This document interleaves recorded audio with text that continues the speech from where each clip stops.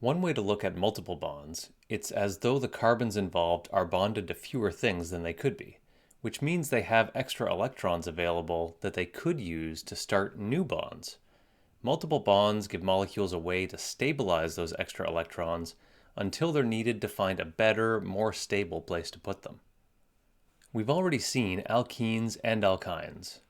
Double bonded carbons can be reduced to single bonds through hydrogenation, or they can participate in addition polymerization to create materials like polyethylene or polystyrene. The three bonds in ethyne are even more reactive, and when it does react, it has a lot of heat it can release.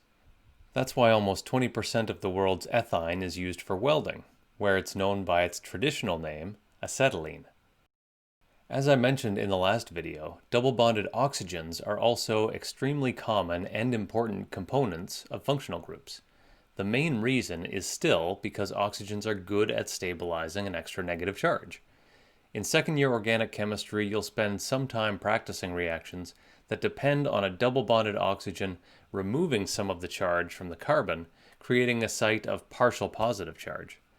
But if the carbon has one bond that's going to the rest of the organic molecule, two bonds onto the oxygen, if the carbon's other bond is to hydrogen, then that's what we call an aldehyde.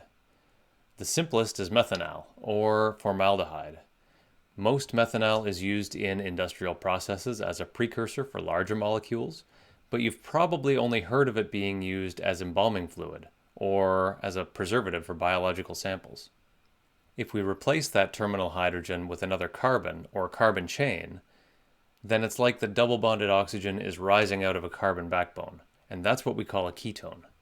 If you have a ketone in your house, it's probably acetone, or nail polish remover. What you should from now on call 2-propanone.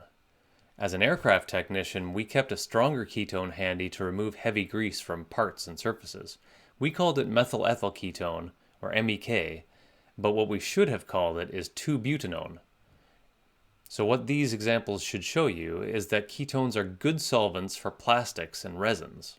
Nitrogen can also form double bonds to carbon in organic molecules. If it does, that's called an imine. A triple bond is called a nitrile, or what you might recognize as a cyano group, named after cyanide.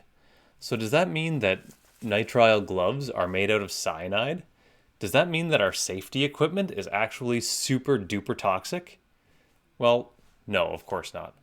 But it does raise an important point, that even though functional groups keep most of their chemical properties across different molecules, toxicity is much more dependent on the specifics. What it is, how it's involved in the molecule, how it interacts with your body, and in what concentrations. So a cyano group bound to a polymer, like in these gloves, is perfectly safe, even though hydrogen cyanide is deadly. And again, acetone can be a bit rough on the nails, but you wouldn't call it harmful. And that doesn't mean that it's safe to drink or to inhale. So when you read that some food or drink or material contains the same chemical as some scary poison, take a minute to ask what molecule, in what concentration, how are you going to interact with it? All of these questions are important when we judge the safe function of functional groups.